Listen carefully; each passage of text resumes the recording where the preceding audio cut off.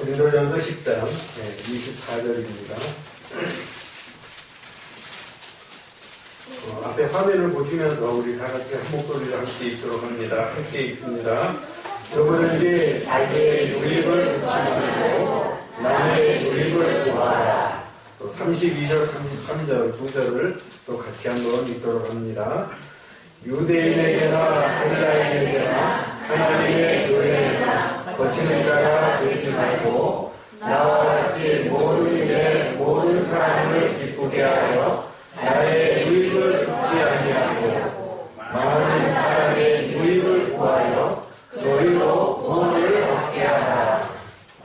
자, 나의 유익을 묻지 말고 다른 사람의 유익을 구하라라는 그런 말씀입니다.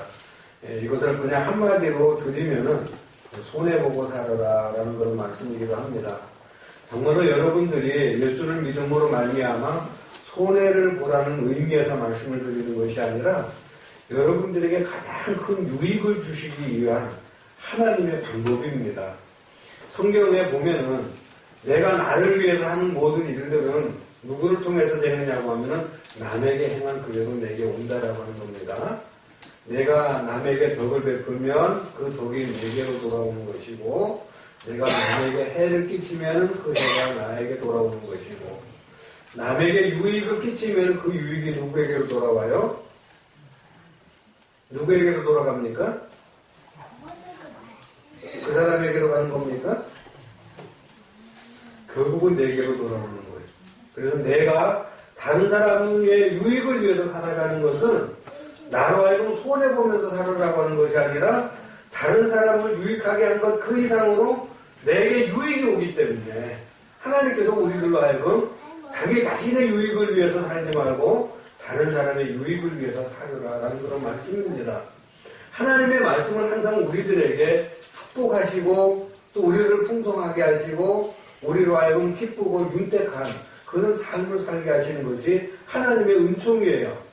우리가 맥락 그대로 보고 하나님은 자기 자신의 유익을 구하지 말고 다른 사람의 유익을 구하며 살으라고 그러니까 나는 맨날 손해나 보라고 그래. 그러니까 나는 그 말씀을 순종하지 않을 거야. 이렇게 우리가 살아서는 안 된다는 겁니다. 왜냐하면 내가 행한 그대로 하나님께서 나에게 갚아주시기 때문에 그래요. 내가 자기 자신의 유익만을 위해서 다른 사람에게 손해를 끼쳤으면 내게 유익이 되는 것이 아니라 다른 사람에게 손해 끼친 것이 누구에게로 오느냐면 내게로 온다라고 하는 겁니다. 여러분 하나님은 반드시 우리들이 행한 대로 갚아주시는 분이에요. 남에게 해를 주는데도 내가 복을 받는 게 아닙니다. 내가 복을 받으려면 다른 사람들에게 복을 끼쳐줘야 된다라고 하는 거예요. 그래서 오늘 이 말씀을 우리가 하나님께서 나에게 해주시는 복된 말씀으로 우리가 받아들여야 된다라는 그런 말씀입니다. 32절부터 보면은 유대인에게나 헬라인에게나 하나님의 교회나 거치는 자가 되지 말라. 걸림돌이 되지 말아라. 걸리적거리는 사람들이 되지 말아라. 넘어지게 하는 사람들이 되지 말라라고 이렇게 말씀을 하고 있습니다. 세상에 누가 걸리적거리는 사람이 되기를 원하는 사람이 누가 있겠습니까?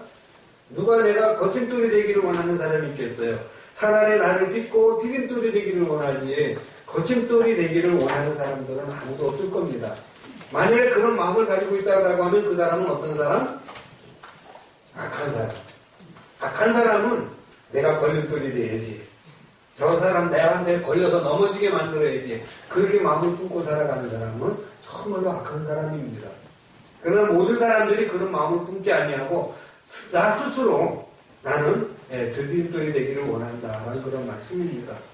그런데 나도 모르는 사이에 나 자신도 모르게 내가 걸림돌이 될 때가 너무 많이 있다라고 하는 말씀입니다. 오늘 말씀 가운데 보면은 유대인들이나 헬라인들에게 또는 하나님의 교회에 거침돌이 되지 말라, 거치는 자가 되지 말라라고 말씀을 하는데 유대인은 어떤 사람들을 의미하느냐고 하면은 믿음을 반대하는 사람들. 여러분들의 믿음을 반대하는 사람들은 누구예요? 하나님을 알지 못하는 사람들, 하나님 믿기를 거부하는 사람들, 세상에 속해 있는 사람들, 우상 숭배하는 사람들, 이런 사람들이에요. 그런 사람들에게 거치는 사람이 되지 말라라고 하는 겁니다. 헬라인은 어떤 사람들이냐고 하면은 나보다 나은 사람들이에요. 나보다 배운 것도 많고 재물도 많고 권세도 많고 나보다 무엇인가를 많은 사람이에요. 나보다 그 사람들이 많이 가지고 있다고 해가지고 미워하고 질투할 것이 아니라 그들에게 내가 그들을 넘어지게 하려고 하는 거짓돌이 되지 말라라는 그런 말씀입니다. 하나님의 교회는 어떤 것입니까? 하나님을 믿는 우리 같은 형제 자매들 성도들에게도 거침이 되지 말라라고 말씀을 하고 있습니다. 거침이 되지 않기 위해서는 어떻게 해야 되느냐? 오늘날 우리들로 하여금 바울과 같이 나와 같이 모든 일에 모든 사람을 기쁘게 하는 그런 삶을 살아야 된다라는 그런 말씀입니다. 교회 안에서나 밖에서나 거치는 자가 되지 말고 다른 사람들에게 기쁨을 주는 그런 삶을 살아야 된다라는 그런 말씀입니다. 왜 사람들이 걸려서 넘어집니까? 우리가 걸려서 넘어지는 것, 일반 생활에서도 우리가 길을 가다가 걸려서 넘어지는 원인이 큰 언덕이기 때문에 걸려서 넘어지는 사람이 없어요. 아니면 나보다 큰 바위가 있어가지고 거기에 걸려서 넘어지는 사람이 있는 것도 아닙니다. 우리가 걸려 넘어지는 것은 뭐냐고 하면 평지에서 뭔가가 두드러져서 나왔기 때문에 그런 거예요. 튀어나왔기 때문에 그러는 거예요. 그것이 나에게는 그것이 걸리게 되면 내가 넘어지는 결과가 된다라고 하는 겁니다. 우리가 일상생활에서 걸려 넘어지는 것들도 어떤 큰 문제 때문에 걸려 넘어지는 게 아니에요. 교회 안에서도 어떤 우리가 큰 어려움에 걸려 넘어지는 것이 시험에 드는 것이 큰일 때문에 그러는 게 아니에요. 큰일이 있으면 오히려 우리들은 더 조심하고 더 기도하고 더 정신을 바짝 차립니다. 우리가 정말로 넘어지기 쉬운 것은 뭐냐고 하면은 내가 한눈 팔고 있을 때 나도 모르는 사이에 정말로 보이듯 말듯한 그 작은 돌뿌리에 우리가 걸려서 넘어진다라고 하는 겁니다. 우리가 일상생활에 내가 넘어지고 다른 사람을 넘어지게 하는 일들도 마찬가지라고 하는 겁니다. 큰 일 때문에 상대가 넘어지고 상처를 받는 것이 아니라 아주 작은 것, 사소한 것, 나도 모르는 사이에 튀어나온 그것 때문에 그들이 걸리고 넘어진다라고 하는 거예요. 그래서 항상 우리들은 그것을 조심해야 된다라고 하는 겁니다. 우리가 말하는 것도 마찬가지예요. 말하는 것도 우리가 무슨 엄청난 욕을 하고 무슨 큰일을 해가지고 그저 사람들이 시험에 들고 그리고 넘어지는 것이 아니에요. 그냥 지나가는 말 한마디가 농담 삼아 한 그 말 한마디가 그냥 생각 없이 말한 그 말 한마디가 상대를 넘어지게 하고 내가 넘어지고 그렇게 된다라고 하는 겁니다. 여러분들 교회 안에서 넘어지는 원인이 뭐가 있습니까? 다 말 때문에 넘어지잖아요. 그 말에 나한테 뭘 달라고 그랬습니까? 아니면 죽인다고 그랬습니까? 아니면 큰 욕을 했습니까? 사소한 말 때문에 그런 거예요. 사소한 말이 내가 넘어진, 그 말에 내가 넘어진 거예요. 그 사람은 내가 넘어졌는지 안 넘어졌는지도 몰라요. 왜? 사소한 말이었기 때문에 그래요. 근데 우리는 이 작은 것들 때문에 우리가 넘어뜨리고 내가 넘어지고 그렇게 한다라고 하는 사실을 우리가 알아야 된다는 그런 말씀입니다. 우리가 말하는 것도 마찬가지예요. 옳은 소리, 그를 위한 말이지만 듣지 않는 이유는 그 말 속에 무례함이 있기 때문이라고 하는 겁니다. 정말 우리가 늘 말하면서 살아가고 있잖아요. 말하지 않고 어떻게 살아갈 수가 있습니까? 근데 우리가 말을 안 한다고 하다가도 어떻게 말을 하다 보면 이 무례함이 그 말 속에 들어가 있다라고 하는 거예요. 그것 때문에 사람들이 넘어진다라고 하는 겁니다. 사람들은 너나 할 것 없이요. 사람을 기분 나쁘게 하는 은사들을 가지고 있어요. 우리 모두가 다 그런 은사를 받았어. 어떻게든 사람을 참, 기분 나쁘게 하는 그런 은사들이 있어가지고, 말이든 행동이든, 거기는 아주 특별합니다. 우리가 그 은사를 바꿔야 돼요. 하나님 앞에 나로 하여금 말이나 행동을 통해서 다른 사람을 기분 나쁘게 하는 것이 아니라 다른 사람을 기쁘게 할 수 있는 그런 은사를 주셨어서 말 한마디가 정말 그 사람을 기쁘게 하고 그 사람이 용기를 갖게 하고 그 사람이 희망을 갖고 그 사람이 정말로 위로를 받을 수 있는 그런 은사가 우리들에게 있어야 되지 않겠습니까? 천사의 말을 하면 무슨 소용이 있겠어요? 내 속에 그런 사람의 은사가 있으면은 그것보다 좋은 것이 없다라는 그런 말씀입니다. 두 번째로는 우리가 교만하고 자랑하는 마음이 남을 넘어지게 한다라고 하는 겁니다. 세 번째로는 욕심과 강박함이 넘어짐의 결과가 된다는 그런 말씀이에요. 제가 그 처음에 목회를 여기 머든에서부터 시작을 했어요. 군대 제대하고 나서 머든에라는 동네에 가서 이제 그 목회를 했는데 아주 조그만 교회였습니다. 그래가지고 흙벽으로 수수깡을 세워가지고 흙을 이렇게 채워가지고 벽을 만들고 지붕은 그때 당시 개량을 해가지고 이제 처음에는 초가집이었었는데 스리트로 바꾸고 그 다음에 이제 바닥은 마루예요. 마루에서 그냥 겨울만 되면은 찬바람이니까 에어컨 바람처럼 막 이제 나올 정도로 그렇게 추운 그런 교회에 처음으로 가서 이제 목회를 시작을 했습니다. 뭐 성도들도 나이 드신 분들 한 네다섯 분 그런 곳에 군대를 갔다 와가지고 젊은이들 뛰어들어가가지고 목회를 시작했어요. 집사람하고 결혼을 해가지고 거기서 처음으로 이제 우리 큰애 희동이를 낳았습니다. 근데 얼마나 우리가 각박하고 힘든 곳에 가서 목회를 했는지 바로 그 각박하고 힘든 사람들이 먼 곳에 있는 사람들이 아니라 가장 가까운 데 있는 사람들이에요. 바로 교회 옆에 있는 사람이 옆집이 아주 예수 믿는 것을 그렇게 싫어해요. 그때 당시에는 옛날에는 저 종이 있다가 종이 바뀌고 나서는 전부 다 앰프를 하나씩 갖다 놨었는데 그 앰프를 틀으면 앰프 그 소리가 시끄럽다고 막 쫓아와서 소리를 지르고 그걸 못 들게 했어요.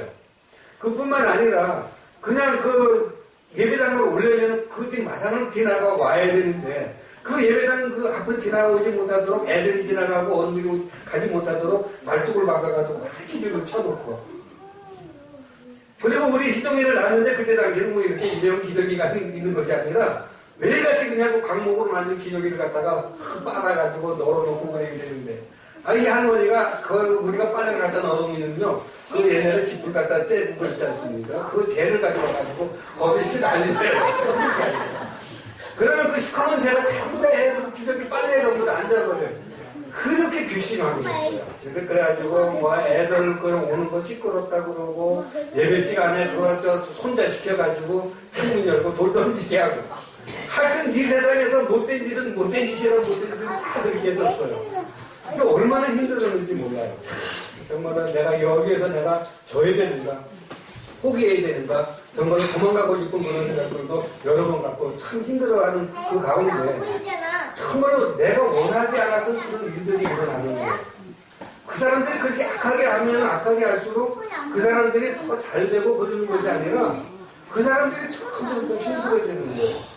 그 이름도 잊어버리지 않는데 그때 그렇게 와가지고 애들을 괴롭히던 그 아이가 누구냐 훈기라는 거. 그게 훈기라는 집인데 그 애가 그 내깔도 그렇게 멀지도 않아요. 그리고 또 깊지도 않아요. 여름에 거기 목욕을 갔다가 거기 가서 죽어버린 거예요. 그렇게 금이야 오기야 외아들을 가지고 그냥 금이야 오기야 했었는데 그 아들이 거기 가서 내과에 가서 빠져서 죽어버린 거예요. 그리고 그 엄마 아버지는 그것이 괴롭고 힘들어서 그런지 몰라도 매달 부부싸움하고 다투고 그러다가 남편도 병들고 여자도 병들고 결국은 이혼해버리고 말았어요. 그 할머니도 결국은 어떻게 됐냐고 오고 갈 데가 없어요. 그래 다 그 집안이 다 뿔뿔이 흩어져가지고 다 어디로 온 데가 안 데 없이 다 흩어져 버렸습니다. 그 모습을 보면서 사람들이 내가 어떻게 해냈느냐에 따라서 하나님은 반드시 그대로 갚아주신다라고 하는 겁니다. 오늘 여기 있는 말씀이 자기의 유익을 구하지 말고 다른 사람의 유익을 구하라는 그 말씀이 내가 손해보고 살아가라고 하는 것이 아니라 내가 다른 사람을 손해보게 하고 다른 사람을 힘들게 하면은 그것이 바로 그 사람에게 가는 것이 아니라 내게로 돌아온다는 거예요. 반대로 내가 손해를 보고 다른 사람에게 유익을 끼쳐주면 그 유익이 그 사람에게만 가는 것이 아니라 다시 내게로 돌아온다라고 하는 거죠. 그래서 하나님은 반드시 우리가 행한 대로 갚아주신다라고 하는 거예요. 그게 공의의 하나님이고 진리라는 말씀입니다. 그래서 오늘 여기 있는 말씀처럼 자기 자신의 유익만을 위해서 살아가지 말고 다른 사람의 유익을 위해서 살아가라고 하는 거예요. 오늘 우리 모두 어떻게 살아가고 있습니까? 여러분 지금 우리들이 살아가고 있는 현주소라고 보시기 바랍니다. 나는 자꾸 손에 안 보려고 해요. 조금이라도 유익이 생긴다라고 하면 몰불 가리지 아니하고 그 일을 하려고 합니다. 그것이 현 사회예요. 그 가운데서 우리가 예수를 믿고 있습니다. 예수 믿는 우리들도 결코 손해보지 않으려고 하고 유익이 된다라고 하면 죄를 지으면서까지라도 그 유익을 내가 얻으려고 하는 것이 오늘날 우리들의 모습이라고 하는 겁니다. 이것을 우리가 지금 회개하자라고 하는 거예요. 우리 사랑의 교회 성도들이 정말로 유익한 세상의 삶을 살려면은 자기 자신의 유익을 위해서 살지 말고 다른 사람의 유익을 위해서 살아야겠다는 그런 말씀입니다. 레위기 23장 22절을 한번 보시기 바랍니다. 레위기 찾지 말고 그냥 화면으로만 보시기 바랍니다. 레위기 23장 22절에 보면은 너희 땅에 곡물을 댈 때에 반 모퉁이까지 다 내지 말며 떨어진 것을 줍지 말고 너는 그것을 가난한 자와 객을 위하여 버려두라. 나는 너의 하나님 여호와니라. 하나님, 우리는 농사짓는 사람이니까 농사짓는 예로대로 말씀을 드리는 겁니다. 우리가 농사를 져서 추수를 할 때 곡식을 드릴 때 모퉁이에 있는 것들은 좀 남겨두라고 하는 거예요. 왜 모퉁이에 있는 것은 왜 다 비지 말고 남겨두냐고 하면은 나그네들과 가난한 사람들이 가져갈 수 있도록 그렇게 두라고 하는 겁니다. 다른 사람들을 위해서 남겨두라고 하는 거예요. 내가 손해를 볼 것 같지만 내가 그것을 다 가져가면 내게도 유익이 될 것 같지만 유익이 되지 아니하고 오히려 하나님께서 그렇게 남겨주는 사람들에게 더 풍성한 것으로 주시는 하나님의 은총이란 말입니다. 이건 율법이에요. 율법이라고 하는 것은 우리들을 하여금 지켜서 유익이 되게 하시는 말씀입니다. 우리는 무슨 일을 하든지 항상 다른 사람들을 위해서 남겨놓을 수 있는 그런 여유, 그런 마음, 그런 믿음을 가지고 우리들이 살아야 된다고 하는 겁니다. 그것마저 싹 다 긁어가지고 누구 하나 와가지고도 쌀을 더 가져갈 수 없도록 그렇게 깔끔하게 치우는 우리가 아니라 무엇인가를 남겨줄 수 있는 그런 믿음을 가지고 우리가 살아야 된다고 하는 겁니다. 조금 더 넘어가서 신명기 24장에 보면은 24장 19절 21절에 보면은 우리 있으면 같이 한번 읽어보도록 합니다. 신명기 24장 19절 21절입니다. 자, 19절부터 한번 같이 한번 읽어보도록 합니다. 내가 밭에서 곡식을 낼 때에 그 한 못을 밭에 잊어버렸거든 다시 가서 가져오지 말고 나그네와 고아와 과부를 위하여 남겨두라. 그리하면 내 하나님 여호와께서 내 손으로 하는 모든 일에 복을 내리시리라. 내가 내 감람나무를 뗀 후에 그 가지를 다시 살피지 말고 그 남은 것은 객과 고아와 과부를 위하여 남겨두며 내가 내 포도원에 포도를 딴 후에 그 남은 것을 다시 따지 말고 객과 고아와 과부를 위하여 남겨두라. 자, 하나님께서 오늘은 우리들로 하여금 일상생활에서 항상 무언가를 다 싹쓸이하지 말고 무엇인가를 다 남겨두라고 하는 거예요. 누구를 위해서 남겨두느냐? 가난한 사람들을 위해서, 고아들을 위해서, 힘들게 혼자 살아가는 과부들을 위해서 남겨두라고 하는 겁니다. 이것은 믿지 않는 사람들에게 말씀하는 것이 아니라 오늘날 믿는 우리들에게 여러분과 나에게 주시는 말씀이에요. 지금까지는 우리가 싹쓸이를 하면서 살았는데 그렇게 살지 말자라고 하는 겁니다. 싹쓸이 한다고 해서 내가 부자가 되고 내가 더 유익이 되는 것이 아니라 그렇게 남겨두면 하나님께서 내가 하는 모든 일에 복을 주시겠다라고 하는 거예요. 나 그 농사를 지어가지고 오다가 곡식단을 하나 잃어버리고 왔어. 한 못이라고 하는 게 뭐냐면 곡식단 하나 떨어뜨리고 왔단 말입니다. 그걸 가지고 가지 말라라는 얘기예요. 그걸 하나 떨어뜨렸으면 그냥 내버려 두어라. 내버려 두어서 가난한 사람이 가져가든 새들이 가서 먹든 다른 것을 위해서 그것을 좀 양보하라고 하는 거예요. 오늘 우리들은 다른 것을 위해서 양보를 하지 않습니까? 그러니까 어떻게 돼요? 서로들 그냥 못 잡아 먹어서 난리를 치는 거예요. 어떤 할아버지가 손자를 데리고 곡식을 심는데 콩을 심는데 콩을 땅을 파가지고 콩을 파가지고는 세 알씩 콩을 넣더라는 거예요. 손자는 어떻게 할아버지 하나만 집어넣어도 되는데 왜 세 알을 넣습니까? 그러니까 할아버지가 하는 말이 하나는 새가 먹고 하나는 땅속에는 벌레가 먹고 하나는 내가 먹기 위해서 세 알을 넣는다라고 하는 거예요. 이게 여유라고 하는 겁니다. 새도 못 먹게 하고 벌레도 못 먹게 약탈 갖다 집어넣어봤자 나도 못 먹는 거예요. 오늘 우리 인생이 다 그렇게 싹쓸이 인생을 우리가 살아가고 있다고 하는 겁니다. 여유가 없어. 다른 사람에 대한 배려가 없다고 하는 겁니다.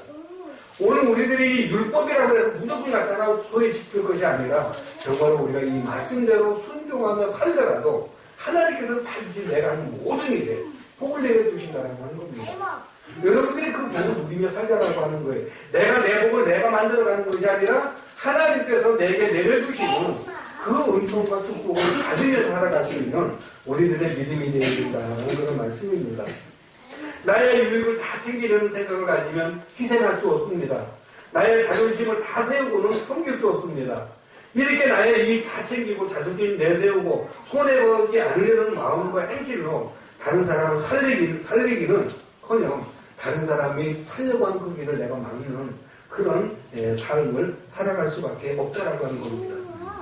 오늘 이 시간에 짧은 시간이지만 참으로 우리가 내가 아닌 다른 사람을 도우면서 다른 사람을 기쁘게 하고 다른 사람을 위해서 살아가는 그런 삶을 살아야 되지 않겠는가 하는 그런 말씀을 드리고 싶습니다. 어제 8시 반부터 MBC에서 방송이 있었어요. 그 뒤끝에 잠깐 나오는 내용이 있었는데 그 사람이 누군가에 대해서 제가 검색을 쭉 해보니까 아주 정말로 훌륭한 사람이더라고요.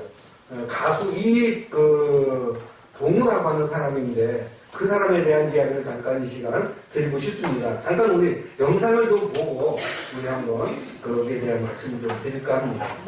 다시성 인생 목표라고 해야 될까? 무슨 의미입니까? 바보가 되고 싶다는 건? 그다지 철학적인 얘기는 아닙니다. 예. 뭐냐면, 바보는 늘 손해보고 그렇잖아요. 그리고 누가 놀려도 웃죠. 예. 그런데 제가 예전의 제 모습을 이렇게 떠올려보면, 많이 기고만장했었던 것 같습니다. 사실 어줍잖은 재주로 너무 많은 것을 누리면서도 전혀 감사할 줄을 모르고 나보다 더 앞서가는 사람이 있으면 그 모습을 보고 조급해했고 늘 불안해했고 스스로 아무것도 없으면서 늘 우쭐했었던 것 같아요. 지금 이렇게 보면 참 부끄럽습니다. 지금 정반대되는 모습으로 살고 싶은 게 제 꿈이에요. 네. 2009년 이 병에 대한 얘기를 하신 이후에 다시금 이제 활발히 활동을 하고 계시지 않습니까? 네. 지금 이제 라디오 DJ로도 활동하고 계시죠? 네. 그것도 정말 기적 같은 일인데요. 네. 라디오 매체는 제가 정말 좋아했었던 방송입니다. 데뷔를 그러니까 처음부터 라디오를 했었고요. 네. 과연 라디오 DJ 진행을 다시 할 수 있을까라는 생각도 예전에 참 많이 했었는데 예. 장애인이 되고 나니까 그런 생각이 들어요. 장애인이든 비장애인이든 네. 똑같은 게 하나 있구나 싶어요. 그게 뭐냐면 이 세상에서 혼자서는 할 수 있는 게 별로 없다는 거죠. 아무 잘난 사람도. 그래서 제가 지금 사실 진행을 할 수 있는 이유는 제 능력이 있어서가 아니고요.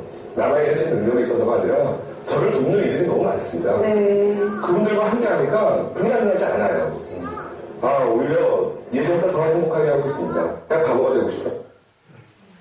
지금 요거는 제가 짤막하게 40몇 분짜리인데 그 전에 무슨 얘기가 있었느냐고 하면은 나는 앞으로 바보처럼 살겠다라는 그런 이야기를 합니다. 왜 바보처럼 살아야 되느냐고 하면은 바보처럼 사니까 행복하다라는 얘기예요. 지금까지는 자기 자신만을 위해서 살았는데 바보처럼 살으니까 정말 행복하더라 그런 이야기를 합니다. 제가 이 사람에 대해서 지금 이것은 잠깐 그냥 인터뷰한 그런 내용이지만 이 사람에 대해서 잠깐 좀 소개를 한다라고 하면은 원래는 가수였었다라고 해요. 1990년대에서부터 가수로 활동을 하다가 1999년 망막 색소 변성증이라고 하는 병이 있었어요. 이게 뭐냐고 하면 눈이 시력이 점점 없어져 버리는 거예요. 장님이 돼가는 병입니다. 우리나라에도 지금 현재 한 4천여 명이 이런 장애자들이 있다라고 해요. 어느 날 갑자기 눈이 점점 침침해지면서 앞이 안 보여가지고 지금 이 사람은 완전히 지금 볼 수가 없는 거예요. 자기의 딸 지우가 있는데 지우의 얼굴을 한 번도 보지를 못한 거예요. 그가 결혼을 하고 100일 만에 그 병이 있다라고 하는 것을 아는 거예요. 그래가지고 그 병을 고치려고 약도 먹고 별일을 다 하다가 의사가 하는 말이 이것은 고칠 수가 없습니다. 난치병입니다. 당신은 실명할 수밖에 없다라는 그런 판정을 받습니다. 그렇게 고민을 하고 그러니까 그가 처음에 애태울 때 천안에서 어떤 분이 자기의 눈을 기증해 주겠다라는 연락이 왔어요. 이거 얼마나 기쁩니까? 그래가지고 이 사람이 큰 거기 쫓아 내려가가지고 갔다가 왔는데 그냥 빈손으로 온 거예요. 많은 사람들이 왜 그냥 왔어? 그러니까 참 나는 지금 내 눈을 내가 다시 받은 것과 마찬가지입니다. 나는 새로운 인생을 보는 눈을 가지고 왔습니다. 라고 그렇게 고백을 하면서 이 사람이 변화가 되는 거예요. 어떤 일이 있었느냐고 하면은 자기 눈을 준다고 하는 사람을 만나러 천안에 갔더니 그 사람은 어떤 사람이었느냐고 하면은 근육마비가 온 사람이에요. 온몸을 하나도 움직일 수가 없고 누워만 있는 사람인데 온 성한 곳은 눈밖에 없는 거예요. 눈밖에 없는 이 사람이 자기 성한 눈을 그 사람에게 내주겠다라고 하는 겁니다. 그래서 이 노무라고 하는 그 가수가 그 이야기를 듣고 나서 어떻게 그걸 내가 받아올 수 있겠느냐 이거예요. 그 사람은 모든 게 다 망가지고 눈 하나만 성한데 그 눈을 나에게 주겠다라고 하는데 그걸 내가 가져올 수 없다라는 거예요. 왜? 자기는 다른 건 다 멀쩡하고 눈 하나만 상했는데 자기는 그 사람에 비해서 가진 것이 너무나 많고 잃은 것은 하나밖에 없고 저 사람은 모든 것을 다 잃고 하나만 남았는데 그 하나 남은 것마저도 나에게 준다라고 하는 것을 내가 받아올 수가 없다라고 하는 거예요. 그 사람을 만나고 나서 이 사람이 완전히 180도로 모든 것이 바뀌어져 버립니다. 그 전까지는 자기 이 병 때문에 그냥 절망을 해가지고 술로 그렇게 그 나를 보내던 사람이었는데 그 이야기를 듣고 나서 마음을 새롭게 하는 거예요. 자, 그뿐만 아니라 그 아내가 뇌종양이 걸려버린 거예요. 그래서 의사가 판정하기를 이제 이 뇌종양 수술을 하게 되면 당신 부인은 꼼짝달싹 못하고 침대에 누워있는 생활만 해야 됩니다. 자기 눈은 잃어버리죠. 아기는 가졌죠. 근데 그 부인은 뇌종양으로 이제 수술하고 나면은 침대에 누워있어야 되죠. 자기 가수 생활 다 끝나버리고 있는 돈 다 탕진해버리고 이제는 인생이 끝난 거라는 얘기죠. 더 이상 자기는 헤어날 수가 없어가지고 처음으로 그 자리에서 죽고 싶다는 온전히 사라지고 싶다라는 얘기입니다. 어떻게 할 수가 없다라는 거예요. 그런데 그 부인이 침대에서 하는 이야기가 뭐냐고 하면 여보, 당신 이제부터 집을 나가가지고 여행을 하세요. 외국이든 어디든 여행을 가세요. 여행을 하면서 당신이 아름다운 것들을 많이 보세요. 그리고 좋은 사람들을 많이 만나세요. 그리고 앞으로는 당신이 정말 좋은 추억을 가지고 앞이 보이지 않지만 정말 좋은 추억, 아름다운 그것을 가지고 가슴에 새기고 그렇게 살아가라고 그렇게 고면을 내보냅니다. 나갔다가 그 사람이 더 이상 견딜 수가 없어가지고 다시 들어와요. 들어와가지고 아내를 수술을 하게 합니다. 왜냐하면은 내가 이렇게 나를 배려해주는 내가 아내를 내가 눈이 보이지 않더라도 평생 내가 그 아내를 내가 보살펴야겠다. 그렇게 생각을 하고 수술을 했어요. 그래서 아내가 침상에 누웠었는데 결국은 어느 정도 보살피다 보니까 이 아내가 회복이 돼가지고 완전히 정상으로 돌아왔어요. 그래서 아내가 남편 대신에 나가서 돈을 버는 겁니다. 그리고 나서 아이를 낳았는데 그 아이가 바로 지우라는 딸이에요. 지금 8살이 됐다라고 그렇게 이야기를 하면서 쭉 이야기를 합니다. 그러면서 그가 지금 한 곳에 다니면서 간증을 하고 또 학교에 다니면서 또 세미나를 하고 그리고 이 사람이 얼마나 자기 자신을 갖다가 그 삶이 바뀌어졌느냐고 하면은 전에는 그 사람이 그냥 가수로서 그냥 그게 신나게 자기 기쁨만을 위해서 살아왔었지만 그 사람이 완전히 생활로 바뀌었어요. 그래서 어떻게 했느냐고 하면은 장애우들을 돕자라고 하는 거예요. 자기는 남에서부터 장애인이 된 것이 아니라 정상인으로 살다가 장애인이 됐기 때문에 얼마든지 자기는 많은 것을 생각하고 그 사람들보다 더 많은 것을 가지고 있다라고 하는 거예요. 그래서 그 사람들을 위해서 희망이 되고자 해가지고 그 사람이 이제 그 장애우들을 위해서 그런 그 세미나를 하고 강연을 하고 그들을 위해서 도와주는 그런 일들을 합니다. 그래서 그 사람이 지금 엄청난 노력을 해가지고 지금은 가수, 연극인, 스포츠맨, 앵커로 옛날에 그 가수를 할 때보다 더 많이 바쁜 그런 삶을 살아가고 있다라고 하는 거예요. 그러면서 아까 하는 이야기가 뭡니까? 지금까지는 내가 내 혼자 모든 것을 할 수 있다라고 생각을 했는데 혼자 사는 것이 아니라 전부 더불어서 서로 도우면서 살아가야 된다라고 하는 거예요. 그것을 지금 잠깐 이야기를 하는 겁니다. 나중에 내가 카페에 올려놓을 테니까 이 사람에 대한 이야기나 간증을 한번 여러분들이 쭉 들어보시기 바랍니다. 시간이 없으니까 그 정도로 말씀을 드리고 이러한 모든 것들이 무엇이냐고 하면은 사랑하는 마음을 가슴에 품어야 되기 때문이다라고 하는 겁니다. 고린도전서 13장 4절에서부터 7절까지 보면은 사랑은 오래 참고 사랑은 온유하며 투기하는 자가 되지 아니하며 사랑은 사랑하지 아니하며 교만하지 아니하며 무례히 행치 아니하며 자기의 유익을 굽지 아니하며 성내지 아니하며 악한 것을 생각지 아니하며 불의를 기뻐하지 아니하며 진리와 함께 기뻐하고 모든 것을 참으며 모든 것을 믿으며 모든 것을 바라며 모든 것을 견디느니라. 사랑이라고 하는 것은 자기의 유익을 구하지 아니하고 다른 사람의 유익을 구할 수 있도록 다른 사람이 유익하도록 자기가 배려해주고 자기가 양보하고 자기가 손해를 보는 것이다라는 그런 말씀입니다. 어떤 노인이 죽으면서 세 아들에게 유언을 했습니다.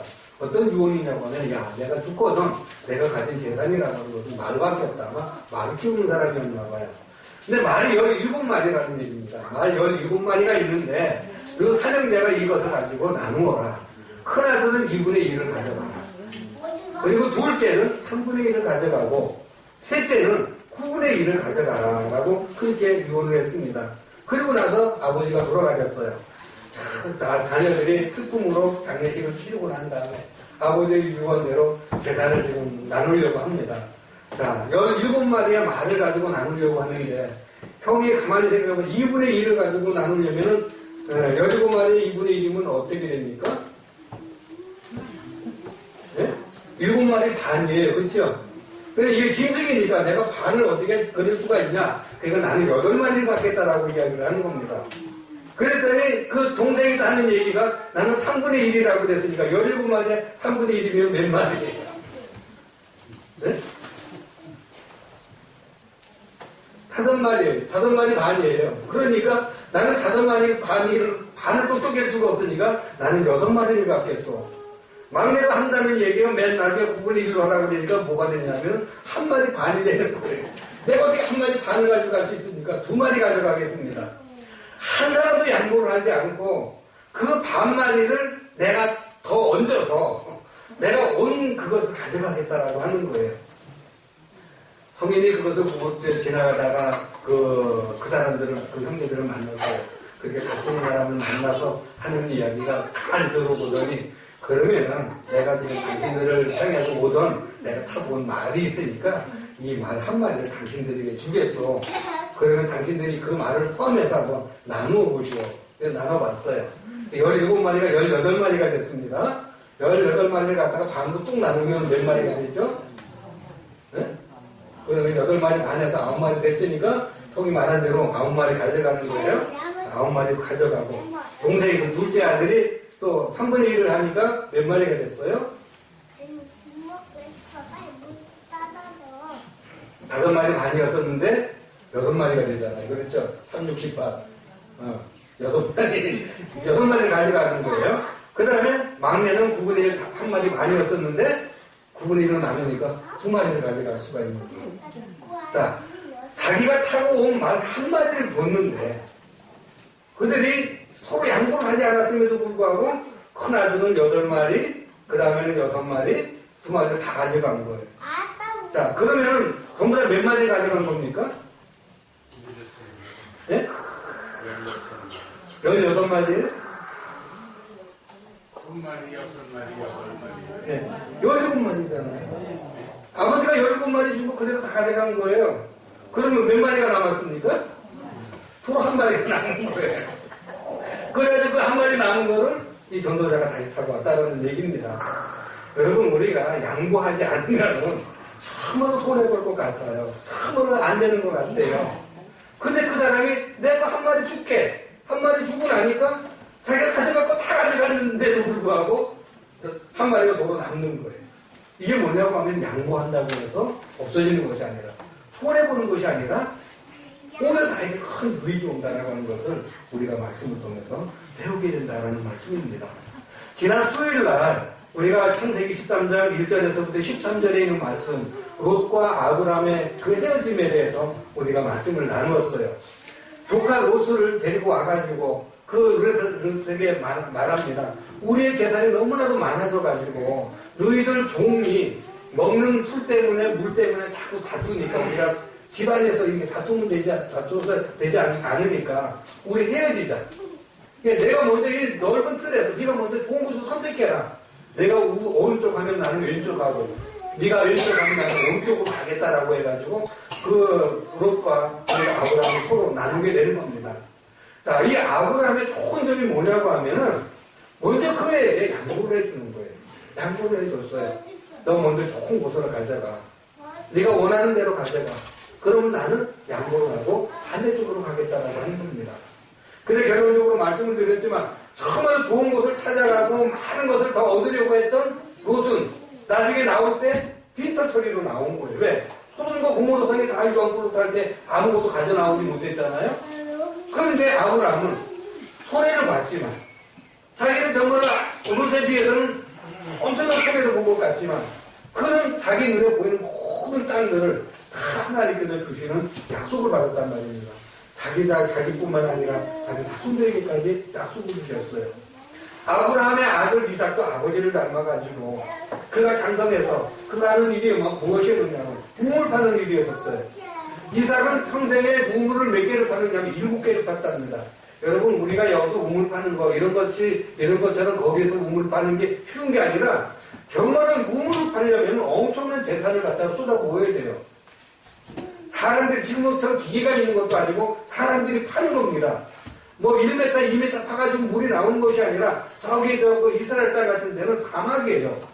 수십 메터, 수백 메터로 파야지 물이 나올까 말까 하는 겁니다. 그러면 그 우물을 파기 위해서 엄청난 인력과 재산과 모든 것들을 다 쏟아부어야 되는 거예요. 기껏 다 파가지고 물이 나오면 그 지역의 동네 사람들이 여보시오 이거 우리 땅이요. 내 땅에다가 우물 팠으니까 이건 당신 우물이 아니고 내 우물이요. 그러면은 이삭이 아니야 이거 내가 돈 들여가지고 내 힘으로 내가 무는 걸 팠으니까 이건 내 거야 하고 싸우는 것이 아니라 거기 떠나버리는 거예요. 떠나버리면은 또 다른 데 가서 땅을 파서 또 거기서 또 우물이 나와요. 그래가지고 몇 번을 파냐 7번을 판 겁니다. 팔 때마다 자기 딸에게라고 와서 우물 내놓으라고 그러면은 그냥 놓고 간 거예요. 그러면은 이삭이 망했습니까? 이삭은 점점 부해졌던 거예요. 그러면 그 우물 뺏어간 사람들은 부자가 됐습니까? 그 사람들은 결국은 다 패가 망신하고 다 다른 사람들의 꼬로로 끌려가고 다 망해버리고 없는 거예요. 여러분 내가 양보했다고 해서 흔들고 손해보고 그리고 내가 망하는 것이 아니라고 하는 겁니다. 하나님은 그렇게 하는 자를 더 축복해 주시고 크게 쓰시고 하나님께서 더 풍성하게 하신다라고 하는 것이 오늘 우리들이 배워야 할 말씀이다라는 그런 말씀입니다. 양보를 하면 분명히 손해를 많이 봅니다. 안 보겠습니까? 손해를 안 봤으면 그건 양보한 게 아니에요. 분명히 양보를 하면은 손해를 보게 돼 있습니다. 다른 사람에게 양보를 하면 내가 분명히 손해를 보는데 작은 손해도 아니고 큰 손해를 보게 돼 있습니다. 차를 탈 때, 버스 탈 때 다른 사람에게 양보하고 나 좀 타면은 어쩌면 나는 서서 가야 됩니다. 그렇죠? 잽싸게 들어가가지고 남 밀치고 들어가면은 앉아서 갈 수도 있는데 다른 사람한테 양보해 주다 보면은 나는 끝까지 서서 가야 될지도 몰라요.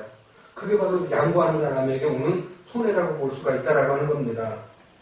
자, 우리가 밥을 먹을 때, 우리 식당에서 밥 먹을 때 다른 사람 보고 먼저 먹으라고 다 양보해주고 나면은 나는 나중에 맛있는 걸 못 먹을 수도 있어요. 그렇죠?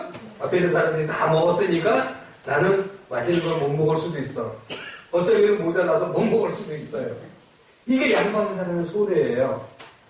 우리가 길을 가다가 자동차를 타고 가다가 다른 사람에게 그것을 차를 양보하면은 나는 시간보다 늦게 갈 수도 있습니다. 그만큼 나는 다른 사람보다 늦어질 수도 있어요. 이 모든 것들이 내게는 손해예요. 여러분 그런 손해를 우리들로 하여금 손해라고 우리가 받아들일 것이 아니라 믿는 사람들은 그것을 감수하고 내가 그렇게 받아야 되겠다는 마음을 가지고 그렇게 해야 된다고 하는 겁니다. 예수님이 그렇게 살으셨기 때문에 바울이 그렇게 살았기 때문에 믿는 우리 선배님들이 그렇게 살았기 때문에 나도 그렇게 살아야 된다고 하는 거예요. 왜? 이것이 믿는 사람들의 도리이기 때문에 그래요. 세상 사람들은 양보하지 아니하고 내가 먼저 가서 절단에 가서 다 해야만이 된다라고 하지만 우리들은 그 사람들에게 다 내어주고 내가 비록 가지지 못한다 할지라도 내가 그렇게 더 힘들게 고생한다 할지라도 내가 그 사람들에게 내어주면 하나님께서 반드시 나에게 갚아주신다라고 하는 겁니다. 요한계시록 22장 12절에 보면 보라 내가 속히 오리니 내가 줄 상이 4개 있어.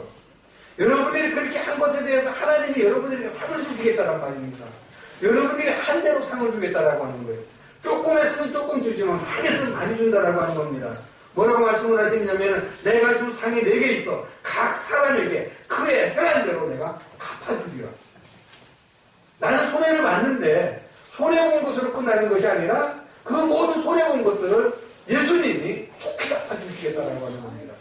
지을 걸 내가 나중에 우연스럽게 갚아주는 것이 아니라 내가 손해를 봤어?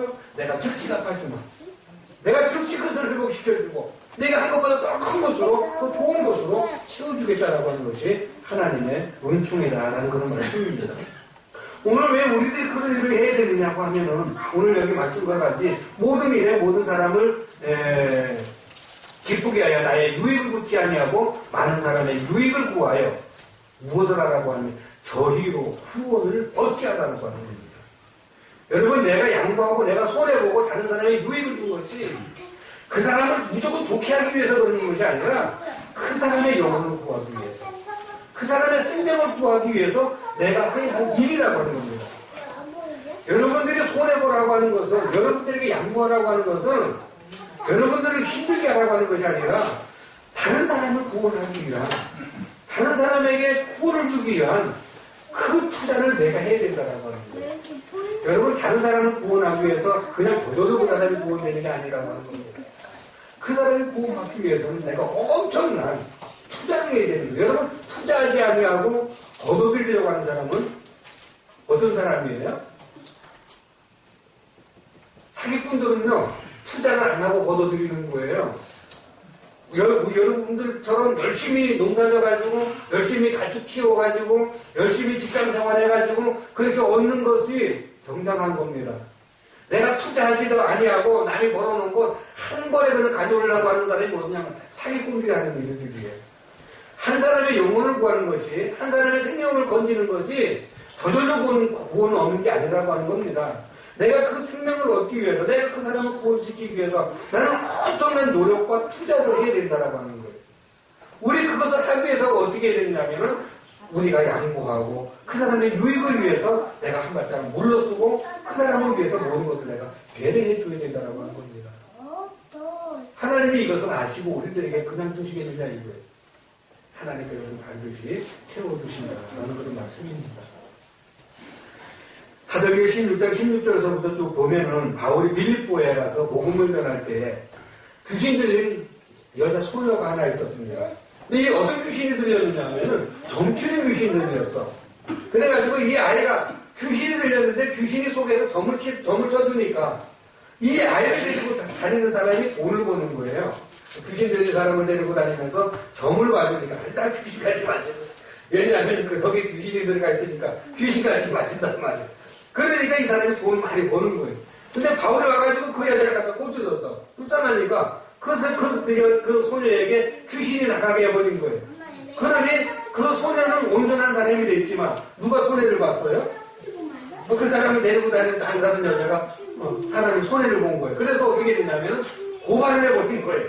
아, 저 녀석이 내 밥벌이를 갖다 내 밥그릇을 갖다 깨뜨려 다니는 얘기예요. 그래가지고 사람들과 작당을 모아가지고 바울을 갖다가 고발을 하고 모함을 하고 막 그래가지고 끌려갔어요. 끌려가가지고 그 사람들의 법정에 가가지고 감옥에 갇히게 됐어요. 그냥 갇히는 게 아니라 다른 사람은 손해를 끼치고 다 했으니까 어떻게 매를 큰 맞고 감옥에 갔다가 가둬버린 거예요. 그냥 감옥에 가뒀는데도 불구하고 이 사람이 막 귀신도 쫓아내고 그러니까 어떤 일 할지 몰라가지고 발에다가 손에다가 자꾸 쇠사슬을 해가지고 묶어놔버렸어요. 감옥에다 그렇게 묶어놨는데 이 바울이 원망과 불평을 하지 않냐고 어떻게 합니까? 그 속에서 찬송을 모르는 거예요. 아니 남에게 그렇게 했으면은 원망하고 하나님 저들을 갖다가 보내주시옵소서 그렇게 해야 되는데 그 안에서 하나님 앞에 감사와 찬송을 하니까 밤중에 온몸이 다 흔들리면서 샀던 모든 쇠사슬이 다 끊어져 버린 거예요. 그러면 이제 바울은 뚜벅뚜벅 걸어 나와가지고 가면 되는 거예요. 그런데 가지 않고 그냥 그대로 있는 거예요. 간수들이 그것을 보고 큰일 났구나. 이제 교수가 도망갔으니 우리들은 이제 큰 벌을 받을 거야. 그래서 간수장이 자기 몸에다가 칼을 대고 그래서 자살을 하려고 하니까 바울이 말리는 거예요. 그러지 말라. 우리가 여기 그대로 있으니까 네 몸을 해하지 말라고 그러는 거예요. 너무나도 간수가 고맙고 너무나도 놀래가지고 바울 앞에 무릎을 꿇고 이야기를 하는 건 아닙니까? 우리가 어떻게 하면 좋겠습니까? 그러니까 바울이 하는 이야기가 뭐예요? 주 예수를 믿어라. 그리하면 너와 네 집이 구원을 얻으리라. 그 유명한 말씀이 거기서 나오는 거예요. 그래서 간수들이 어떻게 합니까? 그 바울을 데려다가 자기 집에다가 상처를 씻기고 그리고 음식을 먹이고 대접을 하면서 하나님의 말씀을 듣는 것 아닙니까? 그랬더니 온 집안이 믿고 세례를 받고 구원을 얻었다라는 말씀입니다. 여러분, 다른 사람의 유익을 위해서 내가 그렇게 엄청나게 매를 맞고 감옥에 갇히고 그렇게 억울한 일을 당하더라도 다른 사람을 위해서 사랑하는 마음으로 그를 구원하려고 하는 마음으로 내가 모든 것을 다 내려놓으니까 하나님께서 그 생명을 구원하시고 크게 역사하시는 그런 모습들을 우리가 말씀을 통해서 배우게 된다는 말씀입니다. 말씀을 정리해드린다라고 하면은 왜 우리가 이런 일들을 해야 되느냐, 왜 내 유익만을 위해서 살아가지 말고 다른 사람의 유익을 위해서 내가 살아야 되느냐, 그 사람의 영혼을 구하기 위해서, 그 사람의 생명을 구하기 위해서 내가 투자해야 할 내 몫이라고 하는 겁니다.